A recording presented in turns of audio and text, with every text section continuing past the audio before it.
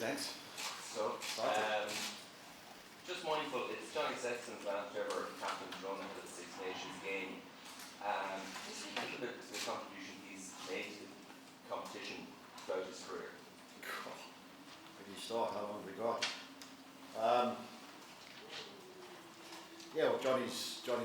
You know, he's going to be hopefully he's going to be the record point scorer tomorrow as well, in terms of points scored in the Six Nations, taken over from Rog and Angora. But I think his presence and the way he teaches people, and people get to understand why he's as good as he is, through his excellence, through his drive to become excellent, and be bloody minded and hard-headed really, in terms of, you know, playing to his potential, chasing his potential continually every single session. I think players have really thrived on the back of that and learned a lot from Johnny on the back of that. What it means to play for his country is huge. You know, he epitomises the whole thing. So he's a great leader. He's got an amazing knowledge of the game. So working with Johnny, you know, you can let him go and he'll run the show. So it's just making sure that he puts the best performance in tomorrow, because that's what it's all about really. It's not about Johnny and his last game or last captain's run. It's about the performance of the team, which is crucial for us tomorrow. Just sort of back three there, unchanged again for the 15 in a row, apart from you have Max Hansen, who's won 3 Man of the Match awards in 8 games. They're functioning incredibly well. Bonus points in every game except the last game. How happy have you been with the way the attack has functioned in this competition? Yeah, we've been in drips and drabs. You know, I don't think we've really nailed our attack in terms of where we'd like to be. But partly of that is because you're coming against some exceptionally good defences. I thought Scotland tested us. They defended very well last week. They were very physical, and it's something that you know, England will bring tomorrow. So it's making sure that when we get those opportunities, that we're ruthless with those opportunities. We have to score those points when we get the opportunity to do it, because you don't get a lot at international level, especially against an England side or a Scotland side. So being relentless and going after those moments, and don't miss those moments in a game. Mike, can I just ask you about the occasion tomorrow? Ireland never won a game down here in Dublin. It's against England on St. Patrick's weekend. Is that something you're tapping into, and would it be the biggest win in Irish rugby for it tomorrow? Are we tapping into it? I suppose I mean, it's going to be a great weekend. You know, I think the fans have been amazing. I think, you know, the way that the boys have played has definitely gripped the nation in terms of the success we've had over the past year. But again, as a group, you know, we're not going to get too emotional about the whole thing. It's a game of rugby, and all we're doing is chasing our potential and you know, making sure that we can be ourselves in this environment. And that's pretty much what we've spoken about all week, in terms of you're going to be the best version of yourself. Get out there and go and play, and don't worry about the occasion. It's got nothing to do with it really. It's about you being the best version of the rugby player you can possibly be. How important is the crowd in a game like this? Oh, listen, with the atmosphere, I think you can feel the buzz in the city already. You know, it's everybody's walking around. It's amazing. It's just yeah, you know, you want to be in games like this. You want to be part of big things like this. It's the reason we do the job. You know, the players do their jobs, and you know, you've got to thrive in this intensity. It's brilliant. Mike, how was the training out there for the captain's run? Yeah, good. Everybody fit and healthy. Dan and Kaylin have all come through well. Obviously Gary was jogging around a little bit, but you know, he's obviously doing the return to play after last weekend. But yeah, no, everybody's in a good place at the moment, so just preparing nicely. Thank you. And Robbie Henshaw's quite a comeback from injury for him. He makes his first Six Nations start of the campaign. Yeah, well, that's the beauty about having somebody like Robbie, Gary, Stu McCluskey and Bundy. You know, the 4 of them that are fighting for positions, and you know, it's been tough to make the decisions on the back of it, but obviously with Gary out, you know, Robbie coming back in, you know, he's a world-class defender. He's, you know, probably the best defender at 13 over the past couple of years. So, you know, he's got a huge role to play tomorrow, especially with the way England can play. the threats that they've got in those wider channels. So it's great to have Robbie back. Robbie and Bundy work exceptionally well together as well. They've got a lot of history together, so let's see what they can deliver. It's also an extra special occasion for Josh van der Veer taking his 50th cap. Yeah, I mean, it couldn't happen to a nicer bloke, to be honest. You know, the adversity he's gone through his career and selection-wise and all that sort of stuff for him to achieve that role is huge. And he's such a humble guy. You know, he's worked exceptionally hard to be Player of the Year as well. He's an incredible guy to have in your team. You know, he leads by example, and you know, let's hope we can do him proud tomorrow. Sorry, Irish, you're trying to get in there. Hi Mike, you played obviously famously with Johnny Wilkinson. Are there any comparisons to be made between him and Sexton? Yeah. Differences? Yeah. Yeah. Both obsessive. No, they're just completely different mental animals. They're so in the moment, they're so in the game, everything means a hell of a lot. They're deep thinkers of the game, and it's bringing that freedom out of them so they can go and perform. Really, that's the crucial thing. And but how they make people feel around them is what they're very, very good at as well. You know, when you stand next to Johnny Wilkinson or Johnny Sexton, inside or outside of him, you feel pretty special, really. You know, and it makes people around you feel good too. So, yeah, there are a lot of comparisons in there, but you know, ultimately you've got to deliver on the big stage, and Johnny's done that. Both Johnnies did that. So, let's see what Johnny can do tomorrow.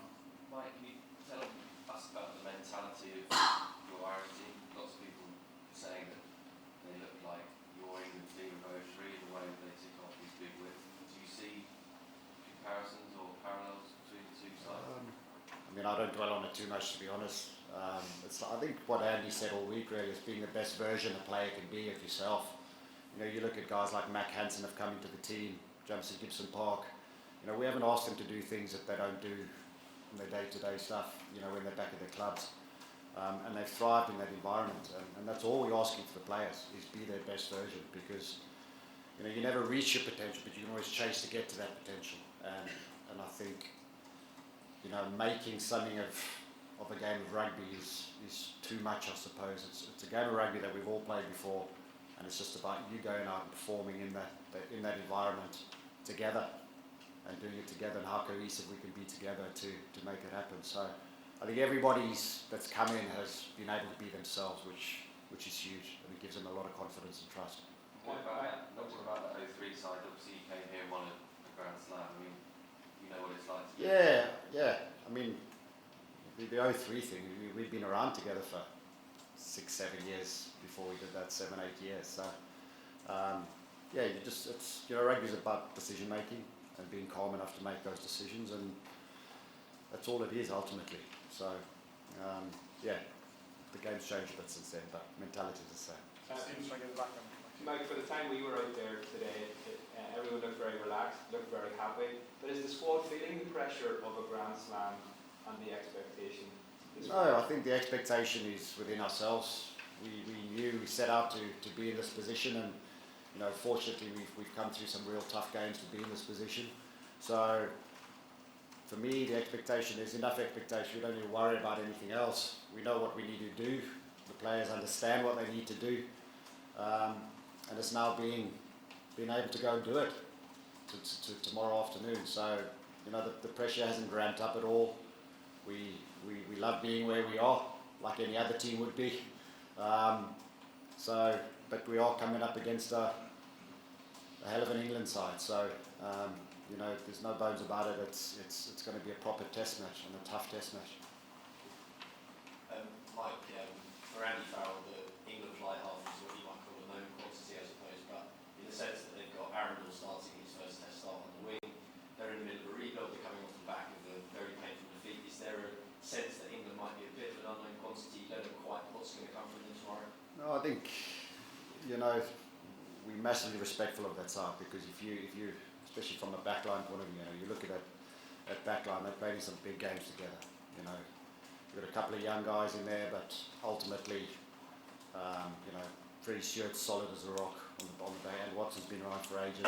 Manu, Slady and Owen have done some proper damage to a lot of teams. So, you know, there's no ways we're thinking any otherwise than, you know, it's going to be a tough test match, and they've got some proper X-factor players, and I think Arundel's one of those players that we haven't seen a massive amount of, but if he gets the ball, he can cause absolute chaos. So, yeah, so it's just making sure we control that, but then control how we play the game, and make sure we make the right decisions at the right time. But they are exceptionally dangerous across the board, and we're well aware of that.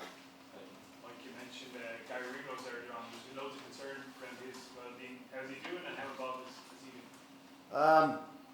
Gary's fine. So he was up and moving around on, when did we play? Sunday night, back at the hotel with his dad. So yeah, he got back on Monday. He's been good as gold. Again, he's helping out throughout especially with the defensive stuff with Sais to be and him, Robbie, Bundy and Stu have got good relationships there, so he's been sitting in all those meetings. Yeah, Gary's Gary, and you know, he just wants what's best for the team ultimately, so he's been brilliant for us. The families of the players seem to be out there today. What was the thing around? Well, it's you know, there's a lot of sacrifice that goes in from the players' point of view, the coaches, the backroom staff, and everything. So it's always a nice little touch for the families to come in and actually see what dad does or mum does, and experience an opportunity like they can, especially at the Aviva before the big noise happens tomorrow. So it's great that they can get here, and it's obviously St Patrick's Day, so which helps as well, and they're all off school, so it's fallen nicely really. But yeah, it's brilliant having your kids here and giving them the ability, because it's been a long 8 weeks, you know, together, 12 weeks, whatever it is now, since Portugal. So, you know, there's a lot of sacrifice that goes in there, so it's great to have the families and stuff to calm it down as well. Did you do something last night to mark Josh winning 50 caps? Did you do ceremonies? No. Gary Ringrose presented him with a jersey for the team, but that was it really. Standard. A few nice words from a nice person to another nice person. Sounds nice. Very okay, nice. guys, we'll switch into the embargo written section, unless you Actually, Mike, you talked a little bit about Johnny Sexton's mental strength. Could you just, from a technical point of view, tell us what catches your eye, what impresses you about the way he plays the game goes down to? I think with Johnny he's one step ahead of a game, and his thought process is exceptionally quick in terms of where the next play is going and all that sort of stuff. I think that's where he's got a real knack in terms of understanding how we want to play the game, obviously, but then him being able to see it, and then the authority he drives around the team. You know, you can't but listen to him, which is huge, really. So yeah, I would say one of the biggest things is he's one step ahead of the game, and that makes it so much easier for him and players around him to get on top of things. okay, let's take a look.